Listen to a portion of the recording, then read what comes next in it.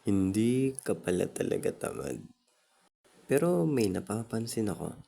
Ito yung pattern na paulit-ulit. Gusto mong magbago, pero hindi consistent. Paiba-iba ka ng ginagawa. Paiba-iba ang focus. Walang direksyon. Kaya kahit may effort, walang direksyon. Walang progress. Para bang gusto effort, pero walang structure. Nangyayari din ba to sa'yo? Structure, system, purpose. Mga ilang sangkap para sa main course.